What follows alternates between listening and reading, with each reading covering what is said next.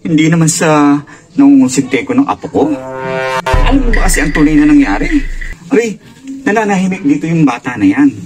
Tinawag-tawag ng kalaro niya at niyaya sa kanila. Doon daw sila maglaro. O ngayon, nagkaroon ng problema. Umiiyak yung bata na yan. Umiiyak yan papunta dito. Nagsusumbong sa akin at hindi raw sa bate ng kalaro niya. O, mga bata eh. Ganyan talaga ang mga bata. O ngayon, ito nabalita ako. Kahapon, nung isang araw pa nangyari yung away bata na yan. Yung magulang ng bata na yan, binatukan yung apo ko. Dapat bang gawin yung ganyan?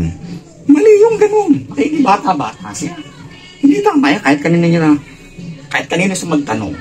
Eh kung gawin ng iba sa anak niya yun, eh tsaka ikaw, ang ikinasasama ko ng loob sa iyo, nasa akin na yung apo ko, tumakbo na sa akin. Bakit hahabulin mo pa at papaluin mo pa? Hindi tama yung ganun. Mali yung ganun. Dahil ano mo bang ginawa ko din sa iyo yan? Sino ba humaharang sa kapag ikaw ay hinahabol ka ng nanay mo? Kaya hindi ba't ako lang din?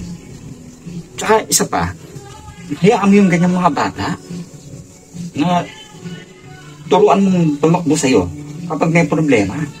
Makakalakihan nila yan. Pag nakalakihan nila yan, pag may problema sila, lalapit sila sa'yo, yayakap sila sa'yo, at mag-o-open sila ng problema.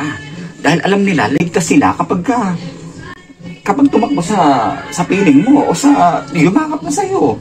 Ganun sana. Sige. Yun lang ang sinabi ko sa'yo. Ako'y aalis na. Ako'y may lakad pa. Aalis na ako. Sayang yung attire ko.